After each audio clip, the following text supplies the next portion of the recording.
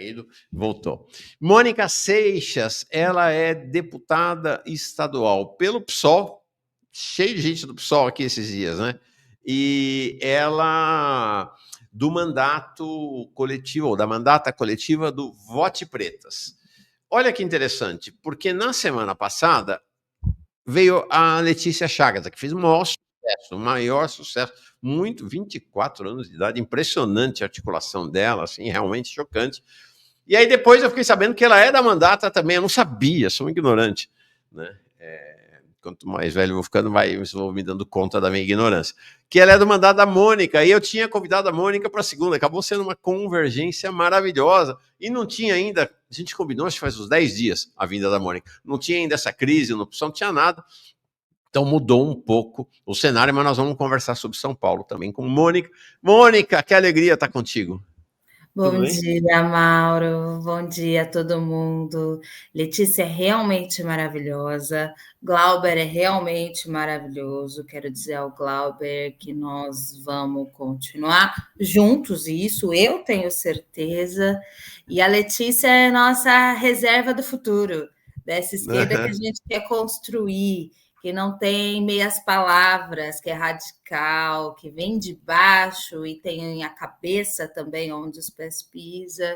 É isso que a gente quer deixar para o futuro.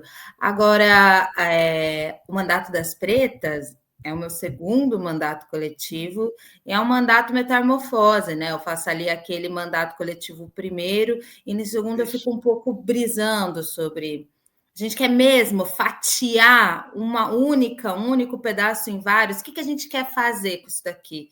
E nesse jogo da democracia ainda não democrática a todos, a gente chega à conclusão que a gente quer trazer mais gente. Enquanto a gente não for a maioria, eu acho que nem mudar esse espaço, não seremos o suficiente. Por isso, o movimento das pretas é um pouco mais diferente dos outros mandatos coletivos tradicionais. A Letícia também é uma liderança de movimento social, está na rua, está com o movimento estudantil, é uma advogada.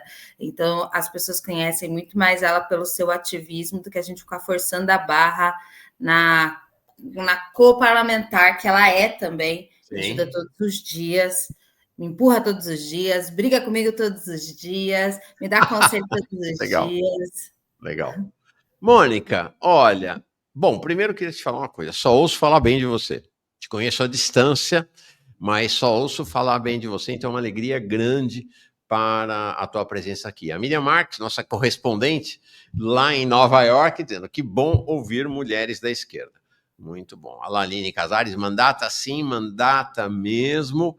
Alguém aqui está lançando, olha, uma dobradinha. Fernando Passos. Sâmia Bonfim para presidenta e Jones Manuel para vice. Gostei. E aqui, deixa me ver. A esquerda que não teme dizer seu nome, como diz Vladimir Safatli. Por sinal, ele vem semana que vem aqui, tá? Ele está no exterior, mas já conversei com ele, ele virá semana que vem para a gente aprofundar esse debate. Mônica, então, queria falar contigo sobre São Paulo, mas antes, não posso deixar de te ouvir, claro, uma palhinha sua sobre esta crise que tomou conta do PSOL aí a partir de quinta-feira passada. Qual o teu olhar para essa crise? Eu acho que esse é um momento que deixa toda a nossa militância muito triste, mas, além disso, eu acho que a esquerda se volta a essa crise interna do PSOL, porque é a crise posta às esquerdas. Eu estou do lado do Glauber, eu estou do lado da Sâmia. Essa nossa disputa interna do PSOL não começa agora, nós somos fundadores. Nós, Movimento Esquerda Socialista, do qual eu faço parte junto com Sâmia, Luciana Genro, Fernanda Melchiona, nós somos fundadores do PSOL, nós somos consignatários, junto com a nossa militância, do programa que a gente segue, que é majoritário agora, ventila que quer mudar, e com certeza a gente acredita que o que a gente pode fazer de melhor para o Brasil e para o mundo agora é ser o outro peso da balança. A extrema-direita puxa, o Lula cede e a gente não pode ceder, não em coisas inegociáveis. Então, a gente olha para esse momento de disputa interna do PSOL, de brigas internas do PSOL, de treta, com muita dor e sofrimento, mas eu não tenho dúvidas que nós vamos vencer. Eu lembro que antes dessa treta se tornar pública, ela é um pouco pública porque o PSOL tem o L de liberdade ao final e sempre permitiu que a sua militância fizesse debates públicos, até porque alguns organismos internos não são lá muito participativos, a gente tem muita dificuldade de atender e acolher os interiores, uma crítica que a gente coloca também, que todos os dirigentes e pessoas filiadas possam participar das decisões do partido. Mas eu acho que isso se torna mais agudo na votação do ajuste fiscal agora, quando o Decache, esse economista personagem desse epicentro dessa crise, convoca parte das figuras públicas do PSOL para explicar alguns cortes. Entre eles, ele chama a atenção para o BPC, bem militante mesmo. O Decache estava nos chamando a militar contra o corte no BPC. E eu lembro que a reação de veja bem, calma aí, não vamos contra o governo Lula, pegou em cheio a Sâmia, que disse, eu vou nem que seja sozinha e nós vamos vencer. A gente teve com o Decache esses dias, eu e Jones Manuel, inclusive, em Santos. Um beijo, Jones. Tá muito legal o seu espaço aqui, Mauro. Mas quando isso acontece, a convicção da Sâmia de nós vamos vencer, ela é permanente, porque eu tenho certeza que nessa correlação de forças da construção de um partido que seja capaz, como foi, de aglutinar várias frentes de esquerda, porque o PSOL é formado por várias frentes de esquerda, vários micro-organizações, grandes organizações internacionais que compõem o partido, nós vamos vencer. Nós fundamos esse partido justamente quando o PT, no início, capitula. Nós fomos expulsos do PT para sermos livremente radicais. Nós somos marxistas e socialistas. E eu tenho certeza que nós vamos vencer. Não vai ser fácil a disputa interna, mas nós vamos ficar juntos e eu reafirmo como eu comecei. Não sei qual é o nosso futuro, mas certamente eu, Glauber, seguiremos juntos nessa luta. Eu olho com preocupação essa tentativa do esquerdão. Eu olho com preocupação essa tentativa de vencer a cláusula de barreira, acessar recursos do fundo partidário, que no fim é o que norteia essa briga. Eu, sinceramente, abrindo um diálogo fraterno, acho que não somos nós que temos que sair do nosso partido. Respeito o Glauber, a posição pública que ele colocou, a roda de conversa que ele tem feito com seus aliados para decidir o seu futuro, mas não somos nós que temos que sair do nosso partido. Eu acho que aqueles e aquelas que estão preocupados com a cláusula de barreira, com o fundo eleitoral, e que por isso querem se federalizar com as outras legendas, deveriam ir para ela de vez, porque aí se beneficia do quociente eleitoral e nos permite aqui tocar o partido que a gente construiu para ser essa sigla. Nossa, Mônica, você, meu Deus, você vem também que nem Glauber, né? Suave, sem agressividade verbal, sem nada, mas muito incisiva. Essa formulação sua, inclusive, me chamou a atenção. A extrema-direita agride, o governo cede, mas a esquerda não pode ceder. A esquerda não pode ceder, realmente muito forte essa sua Se a gente não for trava, se a gente não for escudo, se a gente não for a voz dos de baixo, a gente vai perder para o EWO, como estamos perdendo no mundo. O mundo está fazendo um movimento de extrema-direita. Eles se apresentam sem vergonha e com toda a radicalidade. Não pode ser possível que haja quem pense que auxiliar o Brasil agora seja esconder as nossas bandeiras. Perfeito. Auxiliar o Brasil, mais do que auxiliar um governo, é também demonstrar radicalidade nas nossas posições. Perfeito. Mônica, deixa eu registrar o Thales Couto, chega como novo membro aqui, muito obrigado, Argemiro Oliveira também, gente, fundamental essa jornada. Bom, você está aí na linha de frente no combate ao governo de extrema-direita de São Paulo, Tarcísio Freitas. Nós estamos lá, aí em São Paulo, assim como o Lula, assim como todos os governadores, chegou na metade do mandato, né? Agora um pouquinho mais da metade do mandato, dia 10 de fevereiro. Que balanço você faz da primeira metade do governo Tarcísio e como é que você prevê o desdobramento desse governo até o final? Do corretor financeiro Tarcísio. ele fez do estado de São Paulo um grande leilão da Bolsa de Valores, em que todo o nosso patrimônio, futuro, história, jornada, está à venda a preço de banana, inclusive, tudo muito abaixo do que valeria no final. A população do estado de São Paulo sente, mas ainda não consegue sintetizar o que a gente está fazendo. Desde o fechamento de leitos nos hospitais. Ano passado, ele que, como todo aluno da extrema-direita, persegue primeiro e fortemente a educação e professores, ele corta da educação dizendo que vai aplicar na saúde. Mas a saúde do estado de São Paulo está na UTI. São mais de 7 mil leitos fechados, serviços de aborto legal sendo perseguidos e fechados pelo estado inteiro, pouco que tínhamos, né? A gente acompanhou aqui na capital a história, mas em Santos, por exemplo, também deve fechar. Não acha leito para UTI, emergência, centenas de pessoas na fila para exames e cirurgias. Para além disso, desastre ambiental no estado de São Paulo, que vai mostrar desenhadinho para o mundo o que é crise climática é gigante. Por que eu falo que o estado de São Paulo vai desenhar para o mundo o que é crise climática? Porque a gente está numa faixa que vai se dividir. A gente vai ter parte do estado com chuvas extremas e que vai oscilar entre chuvas extremas e seca, que é aqui mais aqui mais ao sul, onde a gente está, e na região norte, oeste do estado, Ribeirão Preto, Pontal do Paranapanema, deve secar, quase desertificar.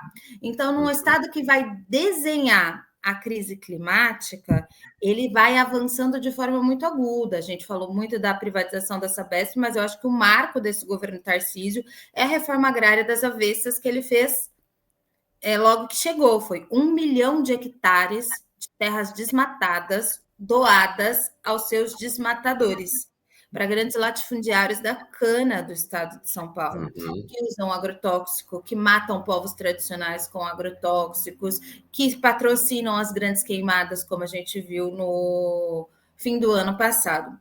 Enquanto isso, um governo de muita publicidade, que fala a verdade. Não posso acusar o Tarcísio de mentiroso. Ele prometeu o Estado mínimo, tá? Entregando o Estado zerado, praticamente, para as pessoas, sem serviço, sem assistência social, sem saúde, sem educação, sem proteção ambiental, um Estado zerado, um Estado feito para negociantes negociarem e lucrarem.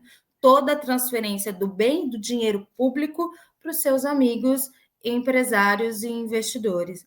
Enquanto isso, as pessoas não percebem o quanto esse discurso ele é perigoso para a nossa vida. É um governo popular ainda, bem avaliado ainda nesse estado, que é bastante reacionário, e a gente tem muita dificuldade de explicar para as pessoas o que isso significa na vida material.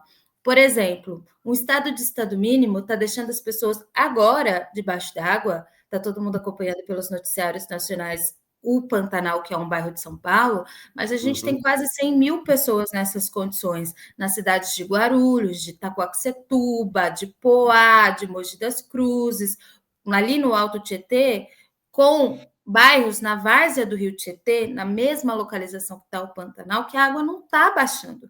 E as pessoas Isso é espantoso, Mônica. Eu tenho visto aqui de Brasília, mas sou de São Paulo. Tem vários lugares, né? O Jardim Pantanal e o Jardim Helena que chamaram mais atenção, mas o que você está dizendo é que não é só na capital, em outros lugares, a água não baixa. Para de chover 5, 6, 7 dias depois, a água continua sem baixar. É isso? É porque a gente está falando da região do Alto Tietê, que são essas cidades que eu estou falando, e parte de São Paulo, de uma região de várzea do Rio Tietê, do entorno do Rio Tietê, uma região que naturalmente alaga, muito vascularizada por pequenos corpos d'água que dão corpo ao Rio Tietê. É naquela região que o Rio Tietê engrossa e que chega no interior grandão, como a gente vê em muitas cidades. Esses bairros estão em áreas de nascente. Lá, algum desses bairros alaga até antes do transbordo do rio, porque a água nasce ali. Então, quando tem muita vazão de chuva, a água nasce por debaixo das terras ali. Eles estão em vários. Só que eu não estou falando isso para justificar o caos. A culpa não é da emergência climática e nem da chuva. Eu estou falando de abandono. Aquelas pessoas estão suscetíveis àquilo ano após ano. Não existe um plano de desenvolvimento urbano, de moradia popular, para evitar que as pessoas morem nesse lugar. Muito pelo contrário, tem condomínio se instalando em área de represa, em área de várzea, porque os ricos estão achando bonitinho ficar olhando para a água agora. Então, assim, tem especulação imobiliária que permite que as pessoas se instalem, e uma vez o CAL instalado, a gente sabe disso antes na política, na geografia, no jornalismo, porque existe órgãos de previsão meteorológica que emitem alertas. Então, antes da tempestade chegar, uns 10 dias antes, está todo mundo avisado, inclusive eu.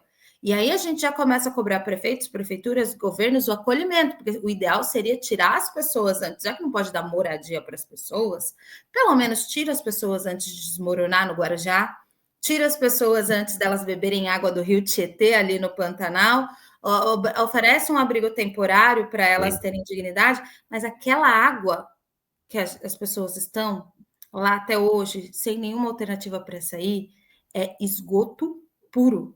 Aquelas pessoas vão ficar doentes, e com doenças que a gente acredita ter enterrado já. Eu estou falando de cólera. Ontem o Fantástico não mostrou, mas eu conheço a Marta Marcondes, a pesquisadora que estava no Fantástico ontem falando da qualidade daquela água. Ela me mostrou a pesquisa, eu remeti ao Ministério da Saúde, à Secretaria de Saúde do Estado de São Paulo, tem cólera naquela água. E as pessoas vão ficar muito doentes, abandonadas. Então, o governo Tarcísio poderia tirá-las, mas ficar assistindo de camarote. Eu não estou falando de remoção definitiva, eu estou falando de abrigo temporário. Aquelas pessoas estão desalojadas, não tem condições de colocar um colchão no chão e dormir, não tem condições de cozinhar, não tem condições de ligar o fogão. Então, eu estou falando de abrigo temporário para até que a água baixe, depois a gente discutir soluções definitivas. Então, esse é o governo Tarcísio. Abandono. Cólera e leptospirose, né? O negócio é, nossa, é chocante. Barriga d'água, febre amarela, uma série de coisas. Mas deixa eu te falar. Uma questão do governo Tarcísio é a da violência. Antes, registrando, Matheus Sorage chega aqui como novo membro, muito obrigado. O perfil Caos, Boulos e sua turma não se denominam esquerda e sim progressistas. Que saiam eles e se filiem ao PT, pois lá eles terão afinidade ideológica. Boa ideia. Liberais de esquerda que saiam, Mônica Braba. Então, o pessoal está gostando da tua ideia, viu? Sugiro que a majoritária do PSOL assista o conclave. O jogo do poder pelo poder é autofágico. Obrigado, gente. Mônica, há uma questão que é a questão da violência. Aqui, desculpa, o Baratinha. O programa realmente tem sido importante para dar vozes a causas que eu desconhecia na militância. Bom dia a todos. Obrigado, Baratinha. Mônica, tem uma questão do governo Tarcísio que é a questão da violência policial, né, generalizada. Ele começou o governo dizendo que não ia ter câmera, coisa nenhuma, nomeou como secretário de segurança o Derrite, que foi expulso da Rota, né? A Rota, que é a tradicional força policial mais violenta da história de São Paulo. Vamos lembrar do Rota 66, do Caco Barcelos, dos Esquadrões da Morte. O sujeito é tão violento, foi expulso, não abertamente, mas foi posto para fora da Rota. É o secretário de segurança, mas a repercussão do que a polícia está fazendo foi tamanha que me parece que o Tarcísio foi obrigado até a dar uma recuada, que passou a defender o uso das câmeras, e a própria ideia que estava tendo ali do Derrite ser o sucessor dele, parece que foi abalado. Mas a questão da violência não está equacionada, ou muito longe disso. Como é que você aborda, como é que você, a partir da Assembleia, enxerga e atua nesse tema da violência policial em São Paulo? A violência policial, ela mostra um pouco o pensamento da extrema-direita e a facilidade deles avançarem na barbárie. Eu acho que é um pensamento do Tarcísio, mas que demorou para ter uma reação popular aqui no estado de São Paulo, porque todo mundo repetia, matem, bandido bom é bandido morto. Essa semana a gente teve uma decisão muito importante, que é a condenação, ou pelo menos a abertura de inquérito dos policiais que mataram um menino cego na Baixada Santista. A gente acompanhou esse caso na época, a gente denunciou que era um menino cego, que não tinha condições do argumento da polícia ser verdade, que ele atirou contra os policiais, porque ele simplesmente não conseguiria atirar. porque ele era deficiente visual e foi muito importante a justiça determinar e o resultado da investigação do Ministério Público apontar a mentira, mas a população no estado à época repetia: matem, para a segurança dos turistas, isso. Matem. O Tarcísio e o Derrite mais especificamente, que me preocupou muito, me tirou o sono nos últimos anos, porque além de atuar pela barbárie no estado de São Paulo, uma barbárie completa e generalizada, inclusive dentro da corporação. Era muito cotado para ser o sucessor do Tarcísio, e eu ficava imaginando a que ponto chegaríamos, né, quando ele fosse o governador de fato. Eu começo a acompanhar a segurança pública por acidente. Confesso que não tinha muita vocação nem vontade, eu sou mais da ambiental. Essa é a minha jornada, porque eu moro numa cidade que não tem água, eu sou de Itu, interior de São Paulo. Você é de Itu? Não sabia. Mas, em 2019, meu primeiro ano como deputada, o primeiro anuário da segurança pública que eu recebo como deputada de 2019, me apontou um dado que me chamou muita atenção e que vem se repetindo todos os anos desde então. Aquele foi o primeiro ano, mas todos os anos isso se repete. Os policiais morrem mais de suicídio do que em função do trabalho. E aí aquele dado me chamou a atenção. O que está acontecendo com uma profissão completamente violenta, letal, que tira a vida, inclusive daqueles que escolhem trabalhar nela? E a gente abriu o gabinete para receber policiais, e desde então... sim? É um trabalho que, por sinal, Marielle fazia lá no Rio de Janeiro. Eu ia dizer isso, copiei de Marielle. Marielle, na Comissão de Direitos Humanos, como assessora do Freixo, fazia escutas de policiais. E a gente resolveu fazer a mesma coisa. A gente ouviu muito de violação, que eles chamam de violação de direitos trabalhistas, que é violação de direitos humanos. É uma categoria formada na violência. Tapa na cara, humilhação, prisões arbitrárias, mudança de cidade como punição. Se você não lava o carro do superior, vão te mandar para 500 quilômetros da sua casa, da sua família. É horrível. E aí esses sujeitos formados nessa violência provocam essa violência contra os outros. Na chegada do Tarcísio, isso se agudiza. Foi quando a gente assistiu um sargento matar o superior dentro do batalhão de Salto, no interior de São Paulo, quando a gente teve aquela morte de um policial na Zona Leste de São Paulo, fuzilado em sua cama, que é o que a perícia aponta por um outro colega, e etc. Então, a violência estoura de maneira generalizada dentro da corporação e fora da corporação. Acompanhando os grupos de WhatsApp, eu estou em grupos de WhatsApp de policiais, eu cheguei a esse nível. Eu assisto os canais no YouTube, eles estão completamente politizados, completamente militantes, organizados na extrema-direita, o que descumpre também a legalidade da profissão. Eles deveriam não se meter em política, eles estão completamente politizados. Falam de política o tempo todo em seus grupos de WhatsApp, nos seus canais de YouTube aberto e etc. Eu acompanhando os grupos, várias fake news, comandantes das polícias nesses grupos deixando as fake news passar, e parece que é o método da extrema-direita, sabe? Se organiza uma notícia, faz a notícia virar realidade e se espalha. A época dizia que o PCC tinha mandado matar policial, e eles estavam loucos para matar feinhos. O que é feio? Negro, pobre, periférica, barreta, usuário de droga, maconheiro da esquina. E aí a gente assistiu aquele horror que com certeza o Derrite assistiu do mesmo lugar que eu, se organizar pelos grupos de WhatsApp dos policiais e não fez nada. Por isso a gente entrou com pedido de impeachment do Derrite. Se eu consigo acompanhar as tropas assim, com certeza ele também. Com a diferença que ele permite, apoia que isso avance, que isso aconteça. E o medo é essencial para manter a extrema-direita no poder. O medo da violência, da morte, esse discurso bélico é essencial para eles, é a máquina motora. Então, eu acho que o Derrite é o motor da locomotiva Tarcísio. Impressionante. Impressionante. Mônica, deixa eu te perguntar uma questão política e depois nós vamos voltar para encerrar com o tema ambiental, que eu sei que é um tema muito caro e prioritário para você.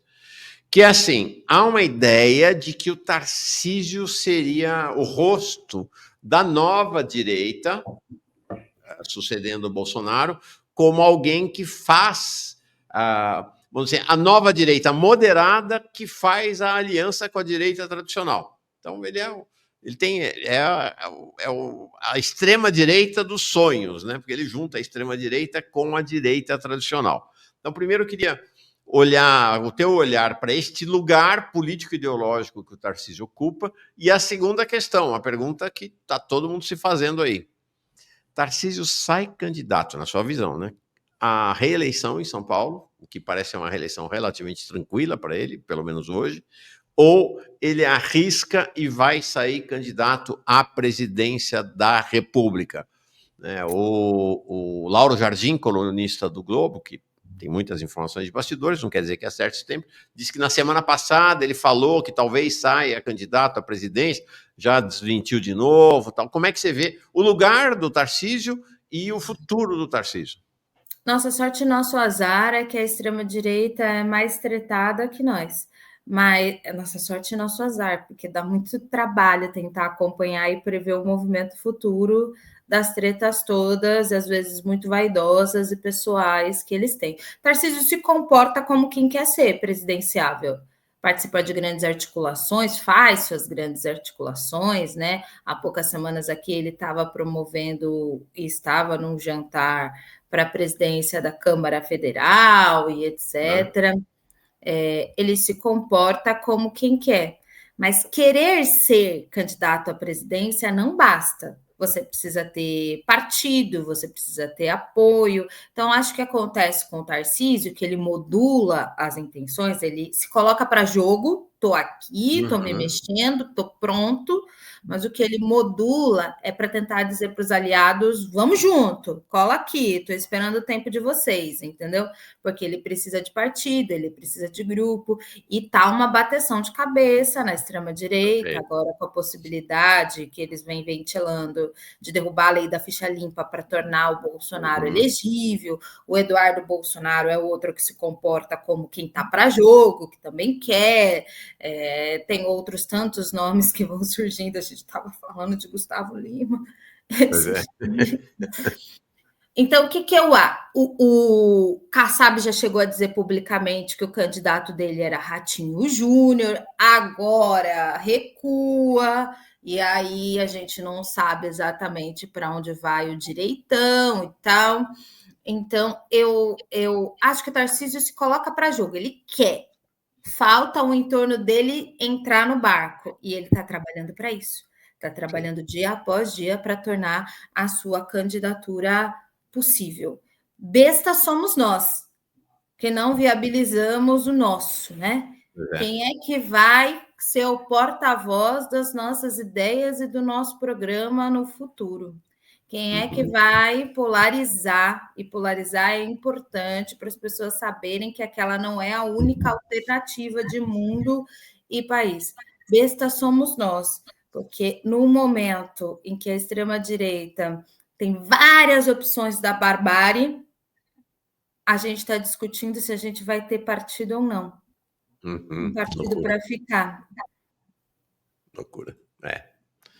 Tá, de cenário bem complexo. Você tem uma expressão típica da política, né? Que se o cavalo passar selado, eu monto, né? Todo político diz isso, né? Passou o cavalo selado, eu monto. Então, o cavalo que está selado para o Tarcísio nesse momento é o cavalo da reeleição. Mas pode passar selado o cavalo da possibilidade da candidatura à presidência. Então, concordo contigo. Acho que ele vai ficar nesse jogo. Ele está se colocando no jogo. Resta os outros votarem. Ele vai medindo, né? Ele vai medindo. Né? A temperatura e pressão não vai escolher agora. Tá ali está se aquecendo no banco para entrar no jogo. Exatamente. Para ver em qual jogo ele vai entrar. No jogo estadual, vai continuar no jogo estadual, vai entrar no jogo nacional. Concordo contigo, acho que ele não definiu ainda, né? Para onde vai.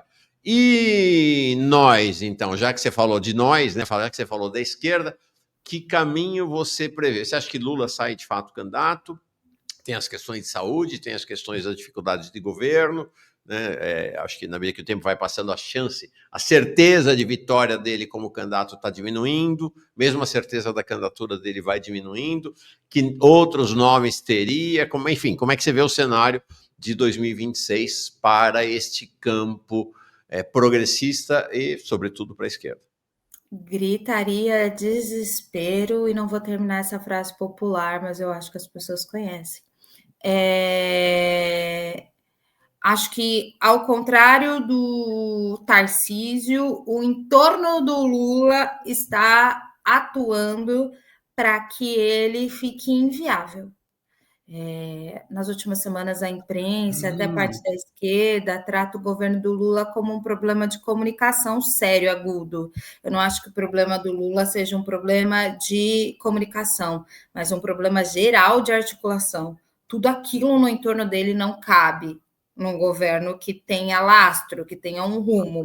Ele está com um problema político, de articulação, e muita gente que está ali vampirando, torcendo para tornar ele inviável. O Lula, com todo respeito à jornada, à história, eu acho que ele tem um pouco dessa coisa do anti-herói brasileiro, passou fome, foi líder sindical, atuou no primeiro mandato para erradicação da fome, emancipação dos mais pobres, tem um apelo popular gigante que a gente não pode descredibilizar. E aqui eu estou fazendo vários parênteses do que eu penso ideologicamente, pensando friamente no marco de eleição. Ele é uma figura histórica no Brasil no marco de eleição. Eu acho que ele se viabilizaria se mudar a trajetória de governo agora, porque essa série de avaliações negativas do governo significa que ele vai se tornando a sua reeleição cada vez mais difícil. E eu acho que isso é mais material do que seu estado de saúde, do que alianças, do que qualquer coisa. Materialidade que a gente tem agora é a negativa avaliação do governo Lula. Reflexo do preço dos alimentos, Lula refém do agronegócio, que taxa, sobretaxa o povo e vai levar a gente à fome. O Brasil vai voltar a conhecer a fome pela mão do agronegócio e não pela falta de alimentos.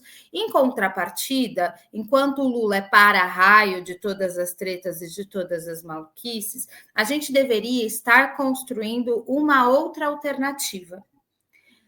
Não que signifique que num momento que a gente precisa defender a democracia, eu falo democracia entre aspas, porque eu não acredito na democracia como uma obra acabada, tampouco suficiente, tampouco que chegou a todos os lugares. Para pretos, pobres, periféricos, não existe democracia. Não estamos sujeitos às mesmas leis, não somos julgados sobre a mesma regra. Tampouco a defesa da democracia é o suficiente para a maioria dos periféricos, quem está com fome nesse momento. Então, não que no momento que a gente precise defender algo tão caro, a gente não vai se juntar, mas apresentar uma alternativa é importante, tanto para fazer o peso da balança, tanto para disputar mentes e corações, tanto para ser uma trava. Eu sou de comunicação também, eu sou jornalista. Eu sei, pois somos colegas.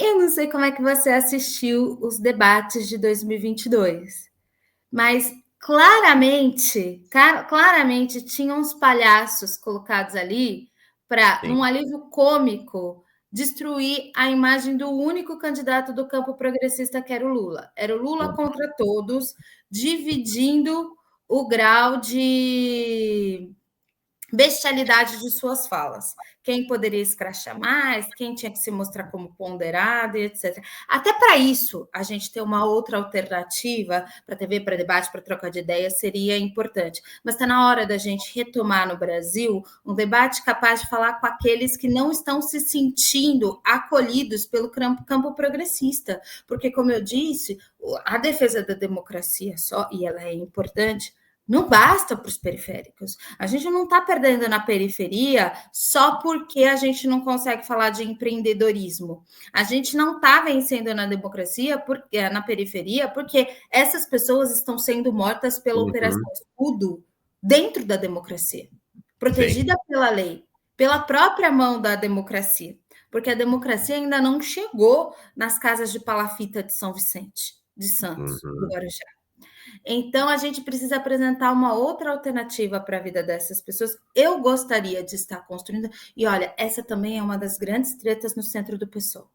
Parece que foi, assim, um pecado, um crime no passado a gente ter tentado organizar candidatura própria. Inclusive, parte de nós defendeu a candidatura do próprio Glauber, que esteve aqui antes de mim. Não porque a gente... Em 2022, você disse. 2022. Sim. Não porque a gente acha que dividir votos seja o norte.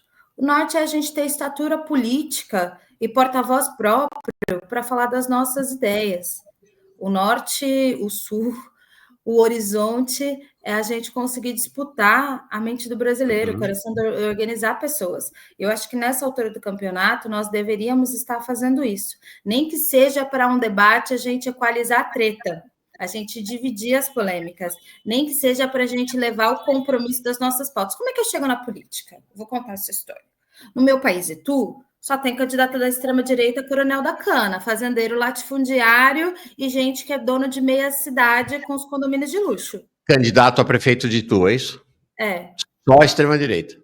Só. Em 2016, eu ainda muito mais jovem, bem pouco preparada, com R$0, resolvo ser candidata para falar da remunicipalização do nosso serviço de água e esgoto. Não que isso vá fazer nascer Água Itu, até hoje não nasceu Água Itu, mas pelo menos tem controle popular para a gente evitar o cenário que a gente tinha na época, que a pouca água que tinha só chegava nos condomínios e os pobres ficavam sem água.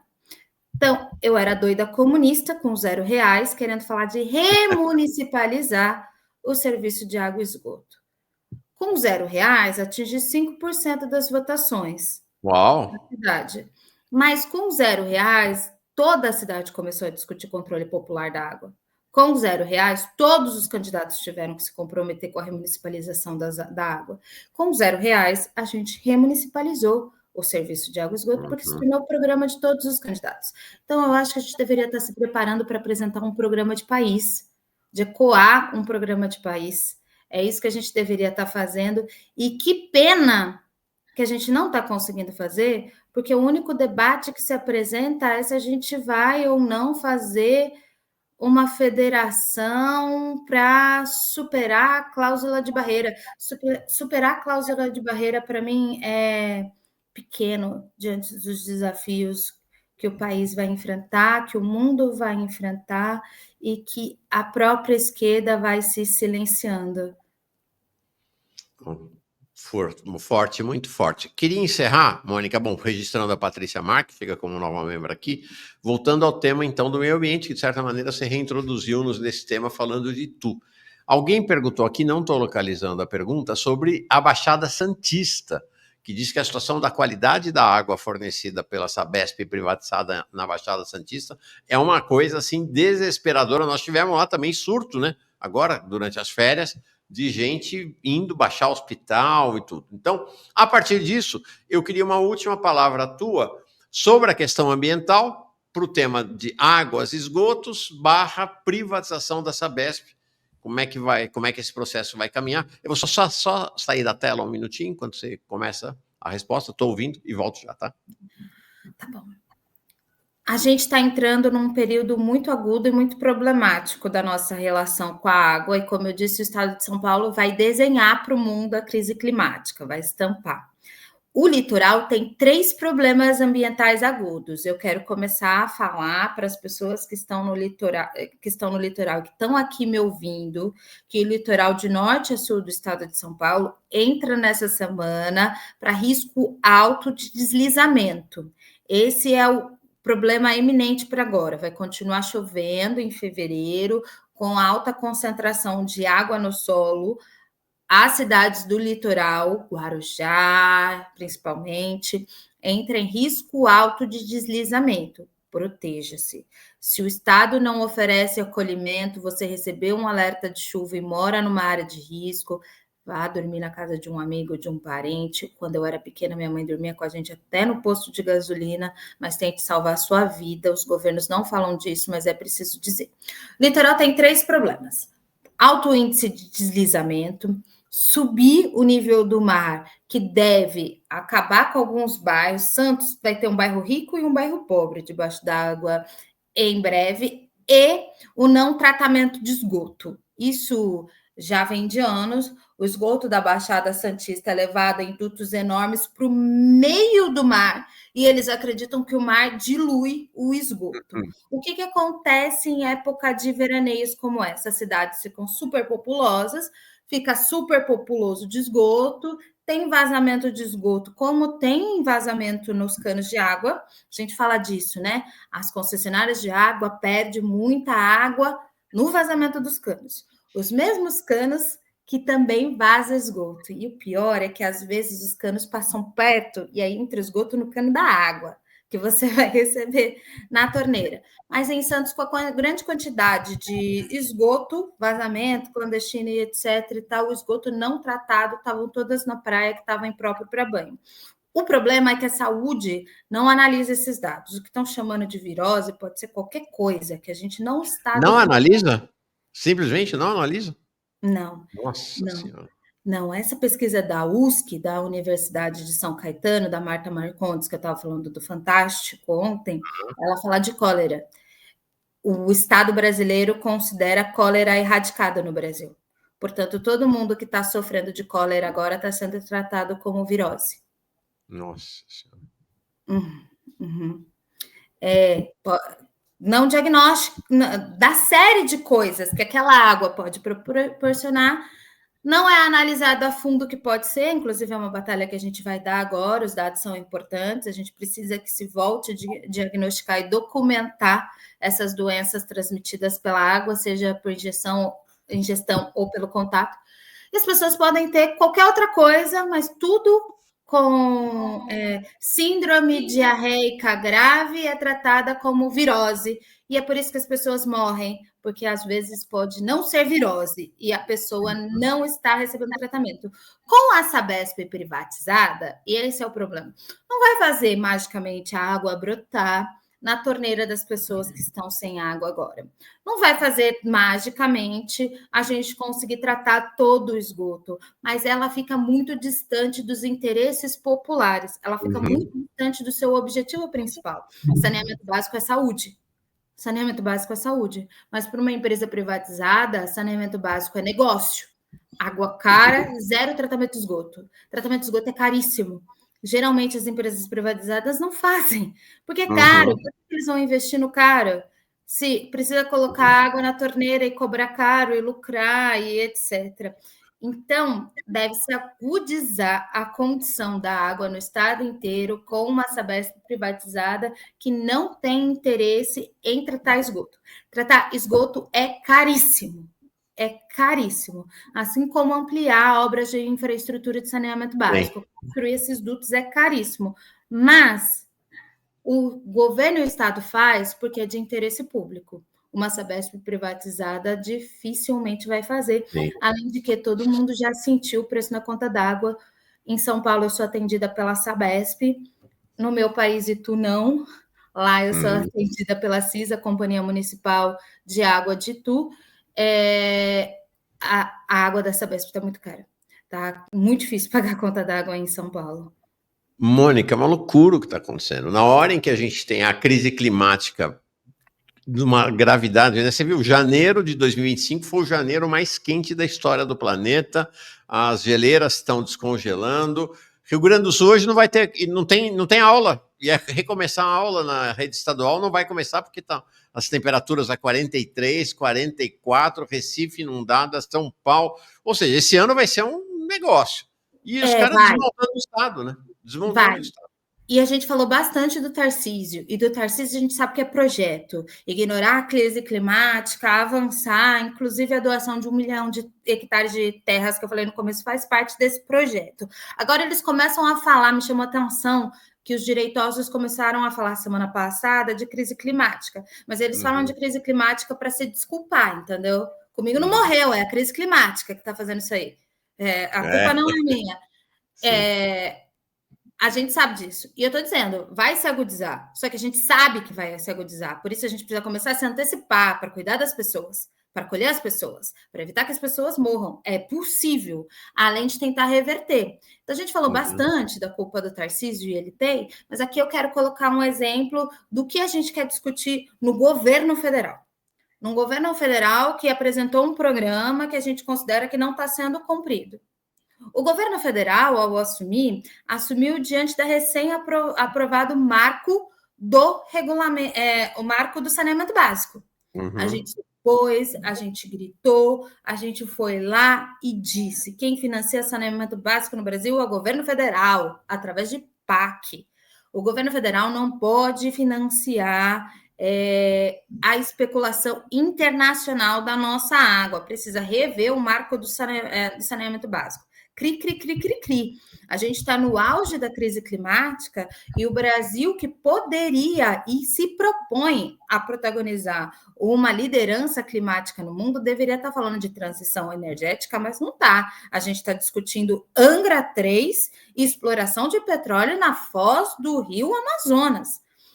O país que está sendo fortemente atingido pela crise climática, que vem, sobretudo, da queima de combustível fóssil, está falando aí de ampliar a exploração de petróleo.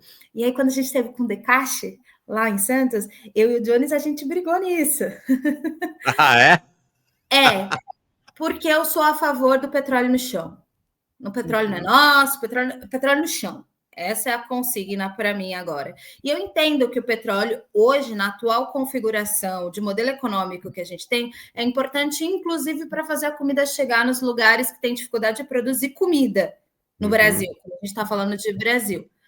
Mas a gente tem condições de construir transição energética, e não é porque a situação é assim hoje que a gente não tem que disputar uma situação diferente. E o Brasil, assim como o petróleo no Brasil, assim como o café no Brasil, ele não é produzido para sua soberania ou para sustentar o seu próprio povo. Ele é produzido para exportação. Então, o governo Lula está falando que precisa explorar mais petróleo, porque precisa aumentar a nossa produção para a gente não ter problemas energéticos. Se o Brasil parar de exportar petróleo, a gente já tem petróleo suficiente para longos anos das reservas que a gente tem. Se o Brasil parar de cobrar café em dólar para exportação, o preço cai. Para exportação, o preço cai. O povo brasileiro vai poder voltar a tomar um cafezinho que eu estou tomando aqui, que está caro. Então, a gente não está falando de soberania. A gente está falando de mercado. A exploração de mais fontes de petróleo é para a gente continuar exportando, porque a gente tem fontes o suficiente para viver bons anos sem mudança de matriz energética. Mas eu proponho mais, eu proponho que a gente deveria mudar. Então, se a gente vai sofrer com crise climática nos próximos anos, que deve matar pessoas, que deve provocar greves trabalhistas, e os professores serão os primeiros a fazer greves climáticas, porque eles não têm condições de dar aula nessa emergência climática. É a situação do Rio Grande do Sul, né? Se a gente está falando de fome, a crise climática vai trazer a fome de volta, por causa da alta dos preços, por causa de alteração de safra e etc. A gente deveria estar falando de reverter esse estado de coisas e não de abrir mais fontes de exploração de petróleo. Então, nessas incongruências do governo Lula, a gente não deveria ter vergonha de se opor. Sim. A gente não deveria ter vergonha de batalhar, porque é um projeto de morte contra a vida, que bate lá, que bate cá. E eu acho que o principal problema do governo Lula não é só estar refém do Centrão, que agora é direitão, porque o Centrão está bem à direita, né? A extrema-direita é a extrema-direita, o Centrão já não existe mais, é a direita. Além de estar refém disso, o governo Lula é refém do agronegócio. O agronegócio determina preço. O agronegócio determina a safra, o agronegócio está determinando a taxa de juros, o agronegócio está determinando o que o brasileiro vai ter, o que não vai ter na mesa para comer, se a gente vai ter energia, se a gente tem luz elétrica e etc. Esses são os nossos grandes inimigos e o governo Lula não para de financiar. Aí agora falando de novo do Jones, ele não para de falar do plano safra, mas é um absurdo o valor do plano safra para financiar aqueles que patrocinam um plano de extermínio do povo brasileiro. Sim. O agronegócio hoje é o plano de extermínio do povo brasileiro. Nós vamos morrer ou debaixo d'água, ou numa seca extrema, ou com câncer por conta dos agrotóxicos, por causa do agronegócio brasileiro. Loucura. Não, loucura. Não. Mônica, nesse cenário, o BNDES cuida de financiar e fazer o desenho do modelo de privatização das companhias de saneamento públicas que sobraram, a Gespisa. O Mercadante vai dar uma entrevista para a Folha, eu fiquei chocado quando faz uns 3 meses, dizendo que a crítica dele em relação ao tema da Sabesp é que a Sabesp, na visão dele, foi privatizada barato demais. Mas não, tá tudo bem privatizar, é só uma questão de se foi um pouquinho mais caro, um pouquinho mais barata. Inacreditável, realmente, inacreditável. E aí o problema de muitos dos meus colegas é que eu critico isso. Que o Glauber critica isso, que o Decache critica isso. Entende? Isso. Legal. O problema é que a dona Maria, que não pode comprar os artigos básicos da sua necessidade familiar, está entendendo que nós, campo progressista ou qualquer coisa que se chame o esquerdão agora, somos o inimigo. Que é mais fácil votar em quem vai fazê-la prosperar. Esse é o nosso problema. E é isso que a gente tem que atacar. Mônica Seixas, adorei você. Nossa, muito potente, muito legal você. Você, mais Letícia, tô vendo. Acho que eu vou trazer todas dessa mandata de vocês, das pretas, pelo jeito. Nós somos 5 pretas nesse mandato coletivo na Alesp, nós somos 45 na minha escolinha de figuras públicas espalhadas pelo estado e reserva para o futuro. Legal, parabéns, muito legal. Obrigado, viu, Mônica? Boa semana para ti. Vamos dialogar mais vezes aqui no Manhã Brasil, tá? À disposição. Beijo, Mauro. Tchau, Beijão. gente.